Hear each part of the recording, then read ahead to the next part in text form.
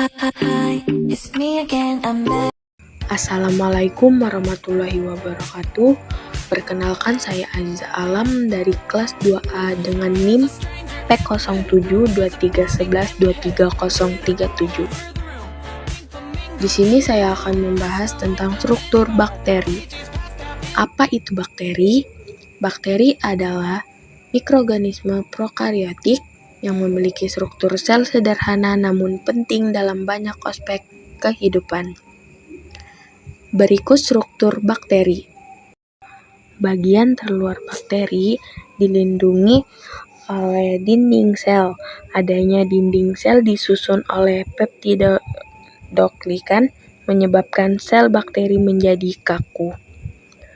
Di bawah dinding sel terdapat satu lapisan pelindung, yaitu membran sel atau membran plasma, yang memiliki peran penting dalam mengendalikan transport zat menuju ke dalam dan luar sel.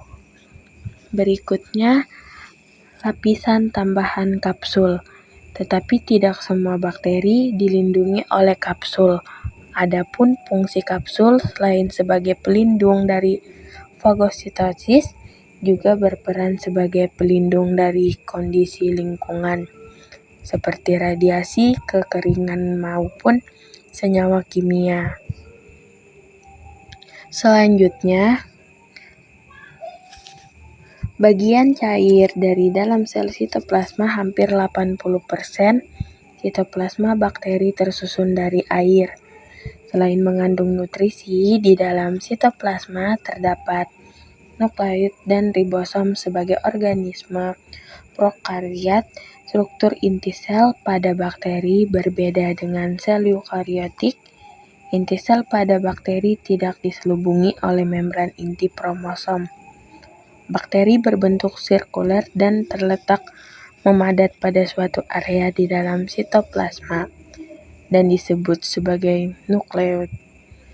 Kromosom membawa informasi sifat utama yang diperlukan oleh sel, seperti bentuk sel, kemampuan metabolisme, dan lain-lain. Pada sel bakteri juga terdapat ribosom, sama seperti organisme lainnya, tetapi ukurannya lebih kecil dibandingkan ribosom pada sel eukariotik. Ribosom berfungsi sebagai proses sintetis protein. Selanjutnya yaitu villi.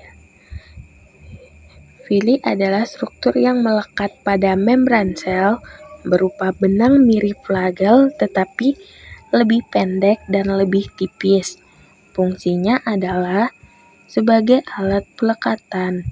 Ada juga fungsi khusus dalam pertukaran materi genetik dalam proses konjugasi. Berikut struktur seperti benang tersusun atas protein.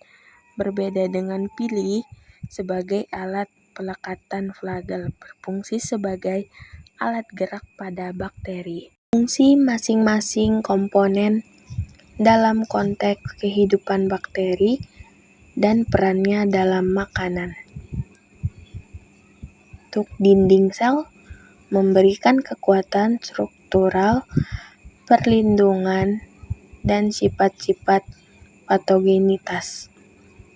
Untuk membran sel, dapat mengatur transportasi zat-zat ke dalam dan keluar sel, serta berperan dalam pengenalan dan interaksi dengan lingkungan.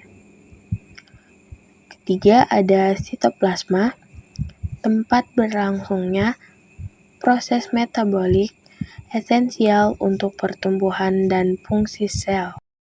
Ribosom, tempat sintetis protein yang dibutuhkan untuk struktur dan fungsi sel. Kemudian ada DNA, mengandung informasi genetik yang penting untuk adaptasi dan respon terhadap lingkungan. Kemudian ada villi, memfasilitaskan adherensi sel dan transfer genetik, berkontribusi pada kemampuan adaptasi dan patogenitas. Kemudian ada flagela, memungkinkan gerakan aktif bakteri untuk pencarian nutrien atau menghindari lingkungan yang tidak cocok. Selanjutnya, kita bahas bentuk-bentuk bakteri. Pada dasarnya, bentuk bakteri ada 3 macam, yaitu bacillus atau batang, coccus atau bola, dan spirillum atau spiral. Nah, berikut macam-macam bentuk bakteri.